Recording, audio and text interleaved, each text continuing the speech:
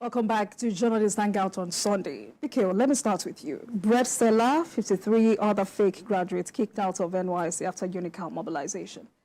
Academic integrity is becoming suspect and questionable in Nigeria. Are our systems that weak? Yeah, that's even putting it mildly. This is not exactly new. It's been there for so long. And you wonder how long it will take before we sanitize the process. There are people who take money because of unemployment. Some people enroll and enroll again. They just want something that will keep them busy. Some fake their age, just so that they can stay within the age ceiling. Because once you are 30 years, you are not supposed to be enrolled for youth service. So people want what they can do over the course of 1 year. And they know that with the NYSC scheme, at least they can keep themselves busy for that length of time. So in the hope that during youth service, they could secure employment. Some of them, even with fake certificates, they get mobilized. And if they are lucky, even with the fake certificates, they will secure employment in their area of primary assignment over and above those who are genuinely qualified for mobilization, those who are who have the proper certificates, who have gone through school and secured the proper certificate. So it's been there for so long, but I'm particularly disappointed that the universities will be smuggling names of people who did not pass through the school onto the NYSC list so that they can be mobilized to do youth service in the course of a year. So this thing has been there for long, and a lot of the people in camp, even when they are interviewed, you find that they cannot speak good English. You have every reason to believe that they didn't even go through school at all because of things like this. In 2006, the then DG of NYSC, Momo, saw a student and challenged the student to mention the title of his project. And the guy, he said something incredulous. At that point, it became clear that he had no business being in the NYSC camp. So he said, in Nigeria, it's difficult for anything to shock us anymore, because when you think you've seen it all, you just hear that something strange happened. So, but do you think we may achieve some level of integrity if more university stakeholders report situations like this? Because apparently it was the vice chancellor of the university that reported this particular situation. Yeah, the schools have to have their own internal mechanism to ensure that these sort of things don't happen. Because it's a case of some unscrupulous university staff letting the university down, letting other honest people down. Because the truth is, the vice chancellor cannot do all the work himself, but he has to trust the people that he has.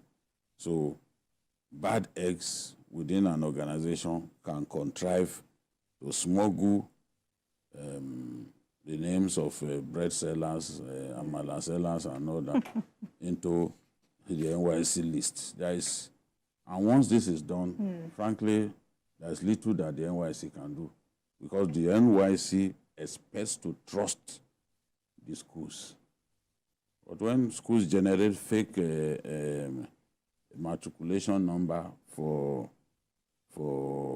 individuals individuals who didn't pass through their school and then mobilize them for NYSC. That's little the NYSC can do. All right. Sikin, let me come to you. Certificate forgery, certificate racketeering, our systems that weak, and in this instance, UNICAL, bread seller, 53 other fake graduates kicked out of NYSC after UNICAL mobilization. Certificate forgery is not something new to us. If you're a Lagos girl, which I know you are, you remember what we used to have as the Uluwole. BK knows what I'm talking about. You know, me, I'm not a Lagos. So we used to know what we used to call Uluwole in those days. Uluwole is a place somewhere in central Lagos where you can get all sorts of things, including visa to travel out of Nigeria. It was that bad that at the end of it was, when you see a fake visa or a certificate, as it were, of any university in the world, I'm not talking of Nigeria now, it will be difficult for you to even to distinguish between the original and fake. So talking about fake certificates, it's not new. Even we have seen it instances where even a former speaker, the first speaker of the House of Representatives in 1999, was also has to be removed because of fake certificates. So that is not, it has always been and will always be. We can only try to better the ways and manners, how to verify these certificates. But coming to the real issue, when I see what is happening or what has been happening in NYSC of late, it gives me so much concern. Because NYSC, I remember in our days when we were mobilized, I was mobilized in 1990, I was of the 1990 batch. I knew the enthusiasm with which we are ready to go to use. In fact, once you are in your final year, you are not even waiting for your results. You are not even interested in what you're, because already in your final year, you know that you are going to come out with 2-1, 2-2, or let my people go, as we used to say it in those days. But that youth service, we were all, because when you look at a copper, you see the way a copper dress. It is like, one day I want to wear this uniform. And we were mobilized. I was mobilized. I was sent to Kwara State to a camp called Yipata. It's one of the best camps in Nigeria. And I know the nostalgic feeling I had. Those days still remains with me. Over close to 35 years or going to 40 years that I served. That is first level. Then, after that, I was now redeployed. I was redeployed to a local government called Oyi Local Government.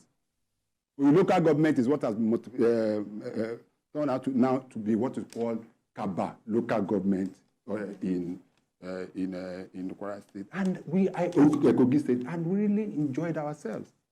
During my service here, I got to know the people of Kaba within that. Up to BKO's place. I know Ikiriade. I was the president of the Corporate Association, the whole of local government. I know Ikiriade, I know Yamode, I know Ijumu. I went to as far as Yara. Although, you know, those places, very nostalgic. After when I finished the service, I want to say it was my parents that insisted I must come back to Lagos because I was the people, and that I think that was part of the bond I have with BKO because his people are so loving. Because of the experience I had in just about 9 months in being in that area. But when you see what is happening now, all manner of things happen. And the question I want to ask, and you know what the question I was asking, why is it always UNICAL? And that is a fundamental. Yes, let me tell you. I remember recently, a professor of law in UNICAL was involved in sexual harassment of students that blew so much out of it that he has to be arrested. He's still on trial. And UNICAL used to be one of the second-generation institutions in Nigeria that was well respected. But we need to commend the vice chancellor of the university for pointing this out. For every 1 or 2 that we find from UNICAL that we are not supposed to be in, I will tell you that about 3 or 4 more are in most other universities in Nigeria. And that is what, that means that NYSC need to have a proper way of documenting final year students and those who go for service. And it is just rather unfortunate that we are just trying to drag this in the mud. All right, gentlemen, let's move on quickly.